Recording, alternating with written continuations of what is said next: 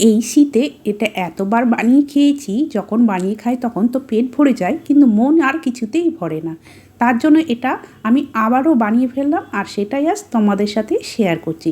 আজকে আমি বন্ধুরা খুব সহজভাবে একদম কম সময়ে যাতে ঝটপট এই কড়াইশুঁটির কচুরি বানিয়ে নেওয়া যায়, সেটাই আজ তোমাদের দেখাবো বন্ধুরা। ভীষণ ফুলকো ফুলকো হবে, খেতে দারুণ লাগবে। নমস্কার বন্ধুরা, তোমরা দেখছো আশাস কুকবুক। আশাস কুকবুকে তোমাদেরকে অনেক অনেক স্বাগত।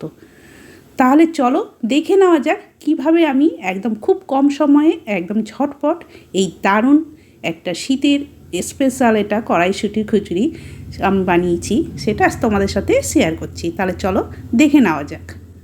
তবে শুরু করার আগে বলছি বন্ধুরা, আমি কিন্তু প্রত্যেকেরই লাইক দিয়ে ভিডিওটা দেখি, তাই তোমরা অবশ্যই কিন্তু লাইক দিয়ে পুরো ভিডিওটা দেখো। এখানে দেখো একটা মিক্সিং জার নিয়ে নিয়েছি ছোটো সাইজেরটা। তার মধ্যে দেখো এক বাটি এখানে আমি কড়াইশুঁটি নিয়েছি। মিক্সিং জারের মধ্যে কড়াইশুঁটিগুলো দিয়ে দিলাম, পুরো এক বাটি ভর্তি করে নিয়েছি। আর এবার ওর মধ্যে দিয়ে দিচ্ছি 3টে কাঁচা লঙ্কা, ভেঙে ভেঙে দিয়ে দিচ্ছি। যেহেতু কাঁচা লঙ্কার সাইজগুলো বেশ বড় বড়, তাই ভেঙে ভেঙে দিয়ে দিলাম। আর আদা নিয়েছি কিছুটা, ছোটো ছোটো কুচি কুচি করে নিয়েছি, যাতে পেস্ট করতে সুবিধে হয়। কেন আদা অনেক সময় বড় বড় করে দিলে পেস্ট করলেও কিন্তু শক্ত তো গোটা গোটাই থেকে যায়, তার জন্য ছোটো ছোটো করে দেবে খুব সুন্দর পেস্ট হয়ে যাবে। আর হিং দিয়ে দিলাম, দেখো বন্ধুরা হাফ চামচ মতো হিং দিয়েছি। হিংটা এই সময়তে দিলাম, সব কিছু একসাথে পেস্ট হয়ে হিংটা সব কিছুর সাথে ভালো করে মিশে যাবে, বেশ ভালো হবে। আর দিয়ে দিলাম 2 চামচ চিনি। চিনিটা দিলে টেস্টটা খুব ভালো হয়, তবে যাদের চিনি খাওয়া বারণ তারা এটা স্কিপ করতে পারো। এইবার সব কিছু ভালো করে দেখো পেস্ট করে নিয়েছি, খুব সুন্দর করে পেস্টটা তৈরি করে নিয়েছি। আর এটা আমি পেস্ট করার সময় 2 চামচ জল দিয়েছিলাম। আমার হাতে যেই চামচটা দেখছো এই চামচে কিন্তু আমি 2 চামচ জল দিয়েছিলাম। জল দিয়ে এটা পেস্ট তৈরি করে নিয়েছি, সাইডে সরিয়ে রেখে দিলাম। এবার দেখো ময়দা নিয়ে নিয়েছি। ময়দাটা এখানে 300 থেকে 350 গ্রাম হবে। এবার ময়দার মধ্যে আমি দিয়ে দিচ্ছি সুজি 3 চামচ। বন্ধুরা এই সুজি দিলে ময়দার মধ্যে বেশ ফুলকো ফুলকো হবে, টেস্টটাও কিন্তু খুব ভালো হবে। কেন অনেক সময় কি হয়, মানে ভাজার সময় দেখবে বেশ ফুলকো ফুলকো হয়, কিছুক্ষণ পরে আর ফুলকো ভাব থাকে না। কিন্তু সুজি দিয়ে যদি ভাজো দেখবে অনেকক্ষণ পর্যন্ত ফুলকো ভাব থাকবে। হাফ চামচ লবণ দিয়ে দিলাম, আর 2 চামচ মতো দিয়ে দিলাম সাদা তেল। দিয়ে সব কিছু আগে ময়দার সাথে ভালো করে মিশিয়ে নিচ্ছি। তবে বন্ধুরা এখানে আমি ময়ামের জন্য তেল দিলাম, চাইলে তোমরা কিন্তু এখানে তেলের বদলে ঘিও দিতে পারো, তাহলে কিন্তু টেস্টটা আরও বেশি ভালো হবে। এবার ময়াম দেওয়া হয়ে গেছে। এবার তারপরে দেখো যে কড়াইশুঁটির পেস্টটা তৈরি করলাম, সেই পেস্টটা ময়দার মধ্যে দিয়ে দিচ্ছি। ময়দার মধ্যে দিয়ে তারপরে আগে ভালো করে মেখে নেব। আগে জল দেব না, আগে পেস্টটা দিয়ে ভালো করে মাখবো। যদি জল লাগে পরে তাহলে জল দেব, তাই জন্য আগে ভালো করে মেখে নিচ্ছি। মেখে নিয়ে তারপরে জল লাগলে জল দেব। একদম সহজভাবে বন্ধুরা তোমাদের আজকে আমি কড়াইশুঁটি কচুরি বানিয়ে দেখাচ্ছি।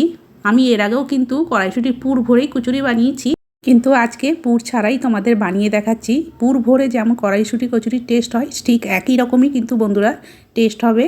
খুব সহজভাবে ঝটপট যদি ইচ্ছে করে তখন এইভাবে কিন্তু বানিয়ে দেখতে পারো।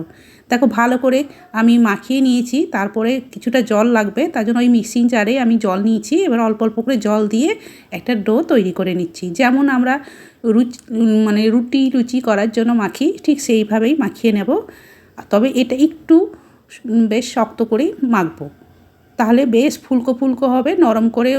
লুচি পুরি এগুলো যাই বানাও, একটু রুটি করার থেকে একটু শক্ত করেই মাখতে হয়, তোমরা সবাই জানো। সেই রকম করেই কিন্তু আমি মেখে নিলাম। এবার এটা আমি ঢাকা দিয়ে 5 মিনিটের জন্য রেখে দেবো। খুব বেশি সময় রাখবো না, 5 মিনিটের জন্য রেখে দিচ্ছি। যেহেতু সুজি দিয়েছি তার জন্য 5 মিনিটের জন্য ঢাকা দিয়ে রেখে দিলাম। 5 মিনিট পর ফিরে আসলাম। দেখো বন্ধুরা এটা খুব সুন্দর সেট হয়ে গেছে। আবারও একটু ভালো করে মেখে নিচ্ছি। অল্প একটু সময় ধরে আবার একটু ভালো করে মেখে নিলাম। দেখো এবার এর থেকে আমি ছোট ছোট করে লেচি কেটে নেব। যেমন লুচি তৈরি করি ঠিক সেই রকমভাবেই লেচিগুলো কেটে নিচ্ছি।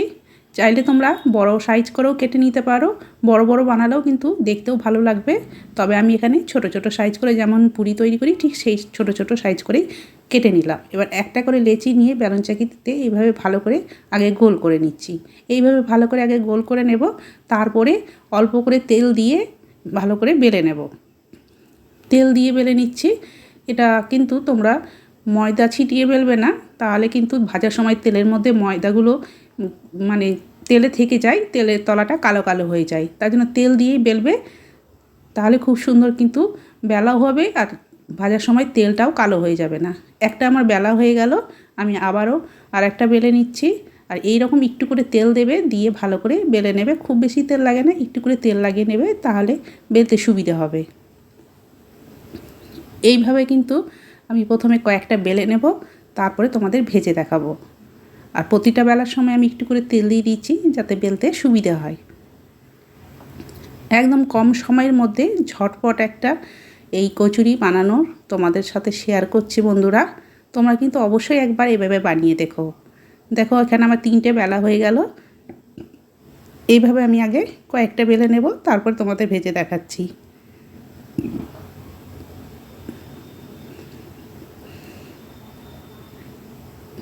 দেখো বেলে নিয়েছি আরও একটা। এবার আমি গ্যাস ধরিয়ে কড়াই বসিয়ে তাতে কিছুটা তেল গরম করতেই দিয়ে দিয়েছিলাম বেলার সময়। তেলটা গরম হয়ে গেছে বেশ ভালো করেই। তারপরে একটা করে এইরকম বেলে রাখা পুরিগুলো দিয়ে দিলাম, দিয়ে ভালো করে উল্টে পাল্টে দেখো খুব সুন্দর করে ভেজে নিচ্ছি। আর দেওয়ার সাথে সাথে দেখেছো কত সুন্দর ফুলকো হয়ে গেছে। এইভাবে কিন্তু একটা একটা করে তেলে দেবো আর ভেজে নেব। আর তেলটা গরম হয়ে যাওয়ার পর তেলের হিটটা কিন্তু মিডিয়ামে করে দিয়েছি, তারপরে এগুলো ভেজে নিচ্ছি। আর কালারটাও যেমন সুন্দর লাগছে দেখতে, আর দেখো বেশ ফুলকো ফুলকো হচ্ছে, প্রতিটাই কিন্তু খুব সুন্দর ফুলে উঠছে। তবে যেসব বন্ধুরা আমার এই ভিডিও দেখছো, যদি কেউ নতুন হয়ে থাকো অবশ্যই আমার চ্যানেলটিকে সাবস্ক্রাইব করে রেখো, আর বন্ধু ফ্যামিলির সাথেও বেশি বেশি করেও শেয়ার করে দিও। দেখো প্রতিটাই কিন্তু খুব সুন্দর একদম ফুলকো ফুলকো তৈরি হচ্ছে। আর ঠান্ডা হয়ে যাওয়ার পরেও কিন্তু এই রকমই ফুলকো থাকবে। এইভাবে আমি প্রথমে কয়েকটা ভেজে নিচ্ছি, তারপরে তোমাদের দেখাবো।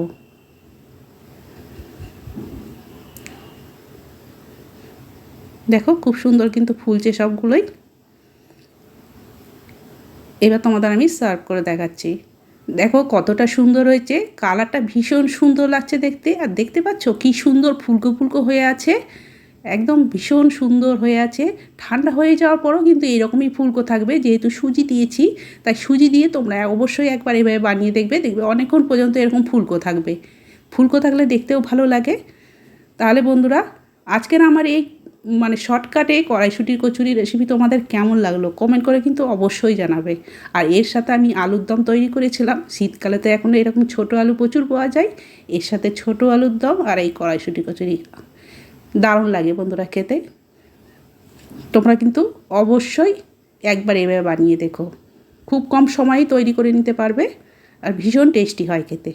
তাহলে বন্ধুরা আজকের মতো আমি এখানেই শেষ করছি, আবার একটা নতুন রেসিপি নিয়ে চলে আসবো। সবাই ভালো থেকো, সুস্থ থেকো, সবাইকে অনেক অনেক ধন্যবাদ জানিয়ে আজকে আমি এখানেই শেষ করলাম।